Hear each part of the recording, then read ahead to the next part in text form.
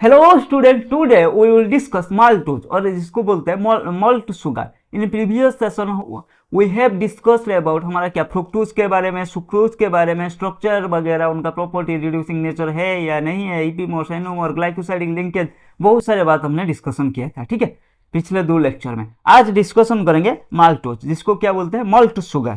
Maltose चीजें, maltose का formula क्या होता है C12H22O11। C12H22O11 is produced by the action of malt which contain the enzyme on starch, इसीलिए इसको मॉल्ट शुगर भी बोलते हैं। ठीक है, इसको जब हाइड्रोलिसिस करेंगे हमें 2 unit of alpha D glucose मिलेगा। When hydrolyzed with dilute acid or by enzyme maltose, maltose yields enzyme maltase। ठीक है, maltose yields 2 molecules of D glucose। ठीक है, 2 molecules of D glucose देगा। In maltose, glycosidic linkage is between C1 of alpha D glucose and C4 of other alpha D glucose। तो sucrose में क्या था C1 of glucose and C2 of fructose, ये याद रखना। सी हमारा क्या था सुक्रोज में C1 of glucose and C2 of fructose का ग्लाइकोसाइडिक लिंकेज था, लेकिन यहां पर क्या है माल्टोज में C1 ऑफ एक glucose and C4 of other glucose, 2 glucose molecule, 2 alpha D glucose molecule, एक का C1 एक का C4।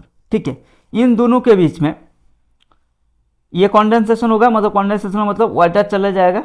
ठीक है, यहां से शुरू हुआ 1 2 3, कंफ्यूज मत होना। ठीक है, तो ये क्या हो जाएगा, ये हो जाएगा ग्लाइकोसाइडिक लिंकेज। समझ में आ गया? तो C1 हमारा C1 of glucose and C4 of C1 of 1 glucose and C4 of another glucose, उनके बीच में ग्लाइकोसाइडिक बॉन्ड बनता है। ठीक है, अब इसके पास इस कार्बन के C1 के पास फ्री हाइड्रो OH ग्रुप नहीं है, तो ये क्या हो गया नॉन रिड्यूसिंग रिंग इसके पास, लेकिन C1 के पास अभी भी OH ग्रुप पड़ा है क्योंकि इसका C4 ही एनोमेरिक बॉन्ड में ग्लाइकोसाइडिक लिंकेज में पार्टिसिपेट किया। ठीक है, तो इसके पास है, तो एक रिंग हमारा रिड्यूसिंग होगा, एक होगा non reducing.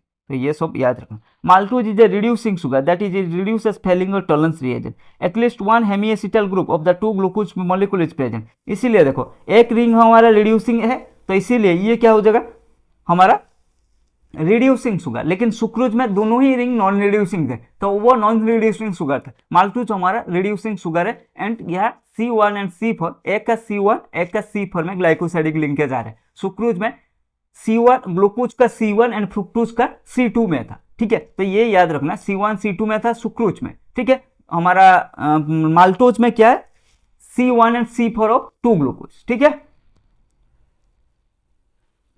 These are not, हाँ ये तो हमने बताया था, ये जो देख रहे हो ये कार्बन नहीं है। ठीक है, ये मैंने ऑलरेडी प्रीवियस क्लास या उसके प्रीवियस क्लास में बता दिया था, ये जो जॉइंट देख रहे हो ये कार्बन नहीं है। ठीक है,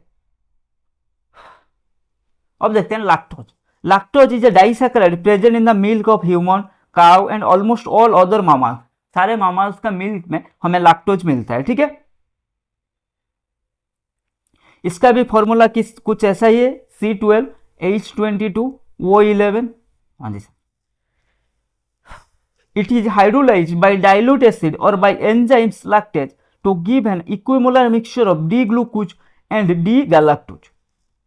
इसको जब हाइड्रोलिसिस करते हैं, ठीक है, सारे डाइसैकेराइड्स में ही ग्लाइकोसाइडिक लिंकेज कहाँ आता है डाइसैकेराइड्स में। ठीक है, 2 यूनिट होता है उनमें से, शायद वो ग्लूकोज हो सकता है, 2 यूनिट्स ऑफ ग्लूकोज हो सकता है, जैसे in case of maltose, in case of हमारा सुक्रोज ग्लूकोज और फ्रुक्टोज था, अब ये लैक्टोज में आ गया ग्लूकोज एंड गैलेक्टोज। ठीक है, तो इसमें क्या है 2 यूनिट्स ऑफ हमारा मोनोसैकेराइड रहता है, तो 2 यूनिट्स मोनोसैकेराइड जो ज्वाइन करते हैं बॉन्ड के थ्रू, उसी बॉन्ड को हम बोलते हैं ग्लाइकोसाइडिक लिंकेज। ठीक है, तो पहले था C1 ऑफ ग्लूकोज, मतलब सुक्रोज में था C1 of glucose and C2 of fructose, क्योंकि उसमें था उसका मोनोसैकेराइड कौन था ग्लूकोज एंड फ्रुक्टोज। ठीक है, देन आया हमारा माल्टोज। माल्टोज में 2 यूनिट्स ऑफ ग्लूकोज था, एक का C1 एक का C4। ठीक है, ये रिड्यूसिंग था, पिछले वाला नॉन रिड्यूसिंग था। वो बात करते हैं माल्टोज, लैक्टोज। लैक्टोज को मिल्क शुगर में बोलते हैं, सारे मामल्स का मिल्क में ये पाया जाता है। ठीक है, तो लैक्टोज को जब हाइड्रोलिसिस करेंगे ये क्या मिलेगा beta D galactose and beta D glucose, दोनों ही बीटा है, beta D galactose and beta D glucose. ठीक है, लेकिन हमारा माल्टोज में क्या था alpha D 2 unit alpha D glucose, ये याद रखना 2 unit alpha D, alpha beta नहीं था, अल्फा डी ग्लूकोज, ठीक है। यहाँ पे beta D galactose and beta D glucose. देखो ये कॉन्डेंसेशन होगा, एक का C1 गैलेक्टोज का C1 एंड ग्लूकोज का C4, कॉन्डेंसेशन मतलब removal of water molecule. In lactose glycosidic linkage in between C1 of beta D galactose and C4 of beta D glucose. तो यहाँ पे C1 of galactose and C4 of glucose, इनके बीच में glycosidic linkage, इनके बीच में glycosidic linkage, ठीक है।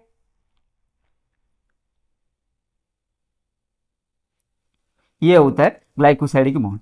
यहाँ पर देखिए ये जो गैलेक्टोज रिंग है, C1 के पास कोई भी फ्री OH नहीं है, इसलिए नॉन रिड्यूसिंग है। लेकिन ये जो ग्लूकोज है, इसमें इसका C1 के पास OH ग्रुप अभी भी पड़ा है, ये रिड्यूसिंग है। तो हमारा लैक्टोज क्या हो जाएगा, reducing sugar. Lactose is a reducing sugar, that is it reduces spelling and tolerance reagent. अरे वाह सर, मजा आ गया। अब समराइज कर लेते हैं, बहुत सारे डिस्कशन हमने कर लिया। पहला स्ट्रक्चर सुक्रोज का है, डाइसैकेराइड, क्योंकि हमने डाइसैकेराइड सुक्रोज देखा, माल्टोज देखा, ठीक है, लैक्टोज भी देखा, तो ये तीनों को याद रखना, ठीक है।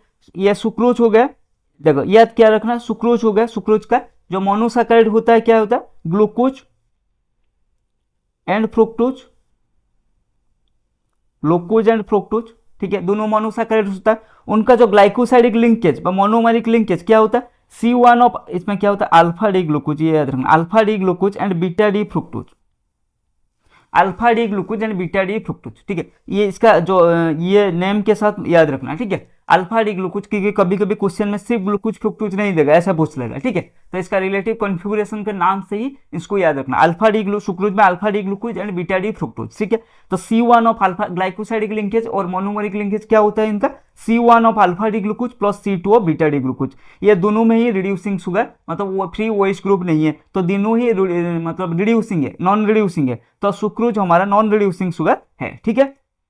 देन नेक्स्ट में देखते हैं माल्टोज। माल्टोज में 2 units of alpha D glucose, 2 units of alpha D glucose, ठीक है। तो C1 of 1 alpha D glucose and C4 of another alpha D glucose, ठीक है। इनके बीच में मोनोमेरिक लिंकेज, और इसको क्या बोलते हैं, ग्लाइकोसिडिक, ये जो लिंकेज होता है ग्लाइकोसाइडिक लिंकेज, ठीक है।